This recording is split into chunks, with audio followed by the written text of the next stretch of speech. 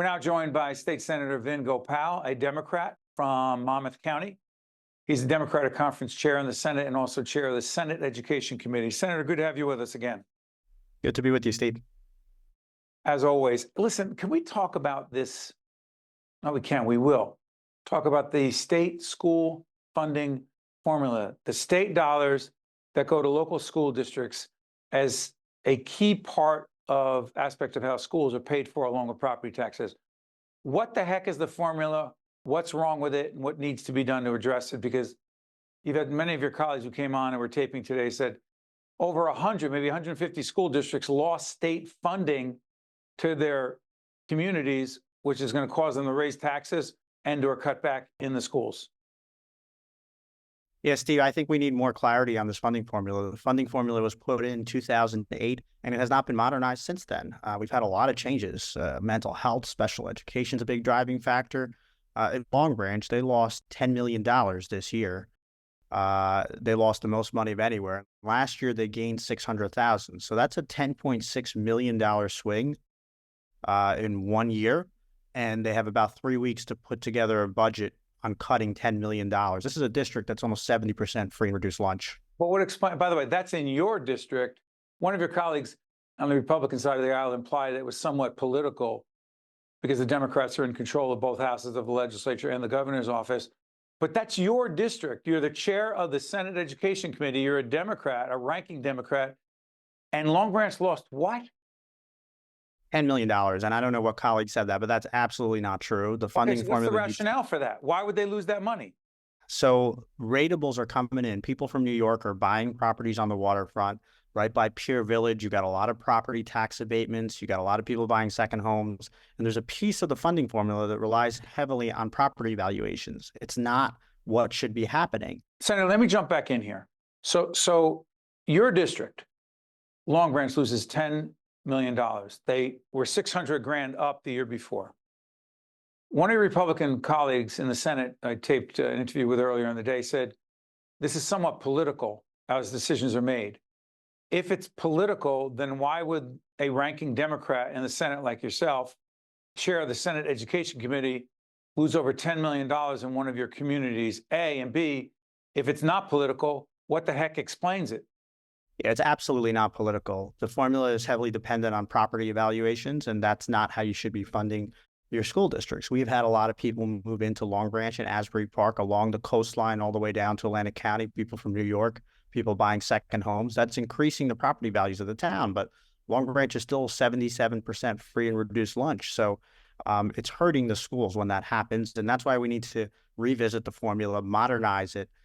Special education, former Senate President Sweeney championed extraordinary special education. That's still a big expense for our school districts. So I think all of that needs to be on the table as we look towards the next 6 months to modernizing this formula.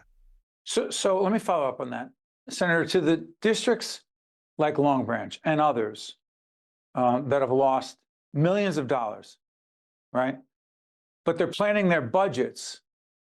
How the heck can they make up those losses? Because no one's going to fix this formula anytime soon, the state formula for funding public schools through state revenue. They are going to have to either increase property taxes or, if you will, cut back on teachers, extracurricular programs. This hits hard. How the heck are they going to manage that? All of the above. We're lobbying the governor and DOE to provide stabilization aid in the budget, the upcoming budget, as they did last year. And we need to really have a hard look at the formula. We have 600 school districts, Steve. What is the bar? How many music programs does a district have? How many art programs? How many sports programs? If a school district decides they want to build a stadium or have a second lacrosse program, is that the responsibility of the state or is that the responsibility of school districts? So what do you say? One of the things I want to accomplish in this formula is get experts and have a bar. Let's set a bar. What is our expectation? Why do we have 600 school districts that all do something else, something different for mental health? Some districts have a therapist on site. Others go contract to a third party. Others have a school-based youth service program. We need to work together, and the Senate Education Committee is prepared to do that along with Senator Ruiz over the next several months to say what is the bar that all 600 districts need to be eligible for. And if any district wants to go above and beyond that, they got to pay for it locally. But Senator, at the same time, regionalization, combining, merging school districts. I live in the town of Montclair. if Montclair, at 38 to 40,000 people, I think, in town, many of whom come from New York, as you mentioned earlier, coming down to Long Branch and Asbury Park. We're getting a lot of folks from Brooklyn, west side of Manhattan. Next town over is Glen Ridge, tiny little town, 1.2 or 3 square miles. What about if Montclair wanted to merge with Glen Ridge, form a regional school district, one high school, one principal, one superintendent, one sports program? And it's not going to happen because one or both communities is going to say, no way. Are you saying if you say no way, then you're going to have to pay your way because you're refusing to be open to regionalization, consolidation, whatever you want to call it? I know it's a loaded question, but this regionalization conversation has been going on forever in New Jersey, otherwise known as home rule. I want my own. I'm not merging with you. Go ahead, Senator. I'll get off my soapbox. No, you're right. And I think I came into the Senate 6 years ago as a young optimist. I think I'm still younger, but as a young optimist thinking we can regionalize and share services. And it's like the old saying about Congress, right? Everybody hates Congress. They always vote for their congressperson. Everybody loves the idea of consolidation. Just don't do it in my backyard. The state has provided funding, resources for anyone that wants to engage, any town, sewer authority, parking authority, school district who wants to engage in any type of shared service or consolidation. The state is willing to pick up all the costs. I've had bills I've introduced.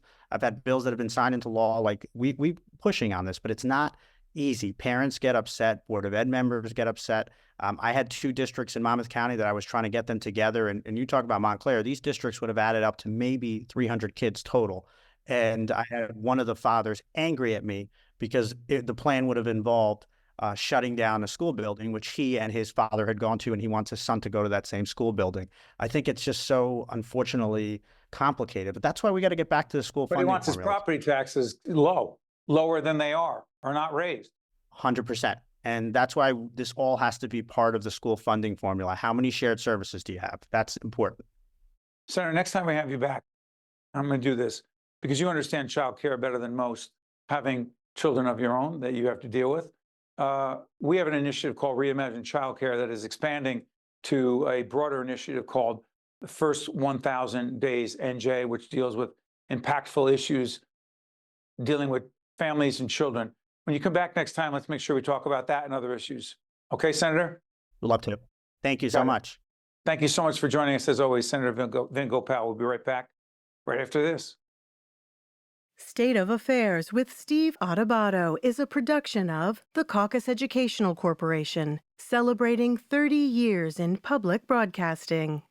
Funding has been provided by the Turrell Fund, a foundation serving children, the New Jersey Education Association, RWJ Barnabas Health, Let's Be Healthy Together, the Port Authority of New York and New Jersey, Rowan University, New Jersey's Clean Energy Program, Johnson & Johnson, Horizon Blue Cross Blue Shield of New Jersey, NJM Insurance Group, and by these public-spirited organizations, individuals, and associations committed to informing New Jersey citizens about the important issues facing the Garden State. Promotional support provided by the New Jersey Business and Industry Association and by New Jersey Globe. The New Jersey Board of Public Utilities, in partnership with utility companies throughout the state, can help you save money and create a more comfortable home through Comfort Partners, a free program that helps income-eligible customers reduce their utility bills through cost-effective measures that save energy, including lighting, hot water heaters, large appliances, heating and cooling improvements, insulation, and much more. Learn more at njcleanenergy.com/cp.